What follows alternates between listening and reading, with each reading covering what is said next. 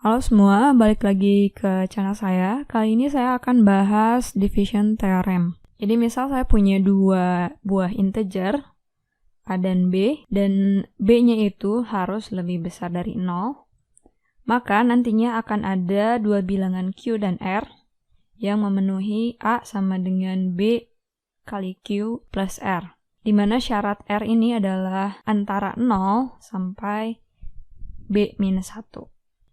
Nantinya si Q ini akan disebut sebagai quotient atau hasil bagi, atau dapat saya tulis bahwa Q ini adalah hasil dari A div B, kemudian R atau singkatan dari remainder, sisa bagi, dapat kita tulis R ini adalah hasil dari A modulo B. Nah misal 17 dan misalnya A sama dengan 17 dan B sama dengan 3, mau kita ubah menjadi A sama dengan B kali Q plus R. Maka 17 sama dengan 3 kali Q plus R. Di mana Q yang memenuhi adalah 5. Kemudian R yang memenuhi, satu-satunya R yang memenuhi adalah 2. Kenapa hanya 5 dan 2? Karena kalau kita ubah, misalnya 17 sama dengan 3 kali 4 plus 5, maka remindernya akan jadi plus 5, di mana kalau kita lihat di sini aturannya adalah reminder itu ada di antara 0 sampai B minus 1. Artinya remindernya yang diperbolehkan di sini hanya 0, 1, dan 2. Maka pasangan Q sama dengan 4 dan R sama dengan 5 ini tidak memenuhi. Kemudian kalau kita juga tulis misalnya 17 sama dengan 3 kali 6 minus 1, dimana kita lihat bahwa remindernya adalah minus 1, dan ini juga tidak memenuhi syarat dari reminder, yaitu 0 lebih kecil sama dengan R lebih kecil dari B, atau bisa kita tulis remindernya itu 0 sampai B minus 1. Jadi satu-satunya yang memenuhi adalah Q sama dengan 5 dan R sama dengan 2.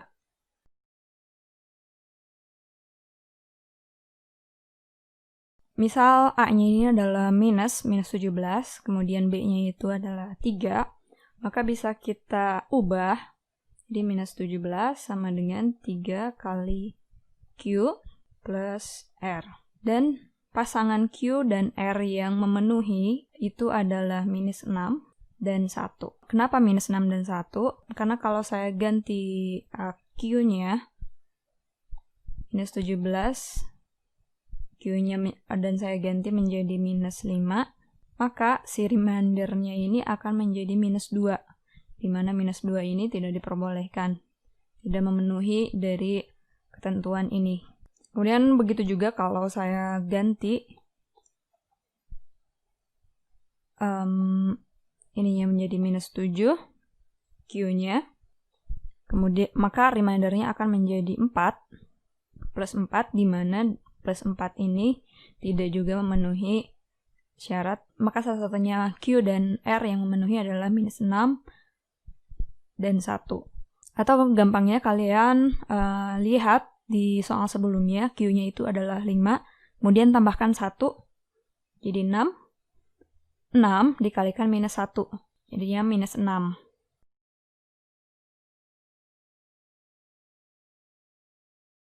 Contoh ketiga, A-nya sama dengan 107, kemudian B-nya adalah 4. Nah, gampangnya kalian bisa pakai cara bagi kurung. 107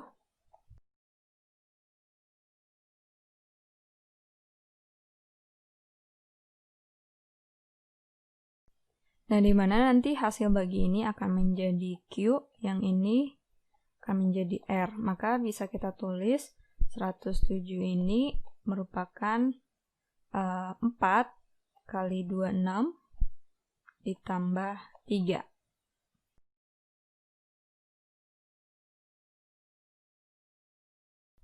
Nah, contoh lainnya gimana kalau misalnya si A-nya ini adalah minus 107, B-nya 4. Kita bisa contek yang soal sebelumnya. 107 sama dengan 4 kali. Nah, Q dari soal sebelumnya adalah 26. 26 ditambah 1, 27. 27 kemudian dikalikan dengan minus 1, yaitu minus 27. Hingga remindernya didapat 1.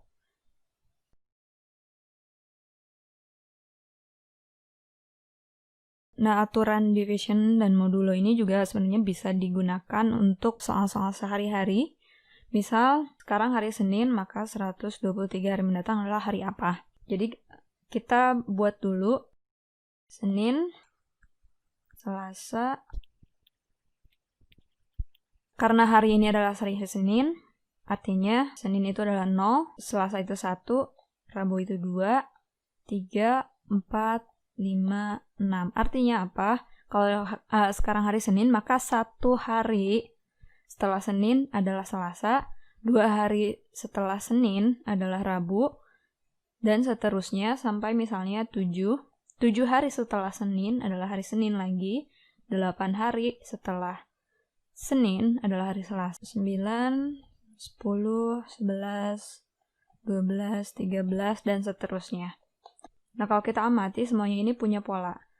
Semua angka yang ada di kolom Senin, itu kalau dimodulokan dengan 7, itu pasti hasilnya 0. Kenapa 7? Karena ya hari ada 7. Dan kalau yang di Selasa, itu dia punya pola bahwa semua angka yang ada di kolom Selasa, ini kalau dimodulokan itu sama dengan 1. Kemudian yang Rabu juga, kalau semua angka dimodulokan dengan 7, hasilnya adalah 2, Kamis 3, Jumat 4, Sabtu 5, Minggu 6. Nah, sebenarnya permasalahan ini bisa kita selesaikan dengan modulo. Sebenarnya yang ditanyakan dari soal ini adalah 123 modulo 7. 123 modulo 7 ini adalah hasilnya 4.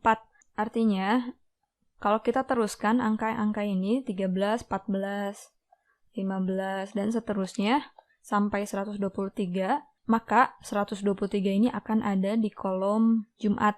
Bisa kita jawab bahwa 123 hari mendatang setelah hari Senin adalah hari Jumat.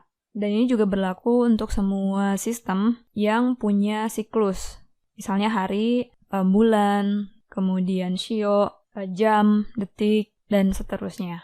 Sekian dari saya, jangan lupa like, subscribe, komen, dan share. Sampai jumpa di video selanjutnya.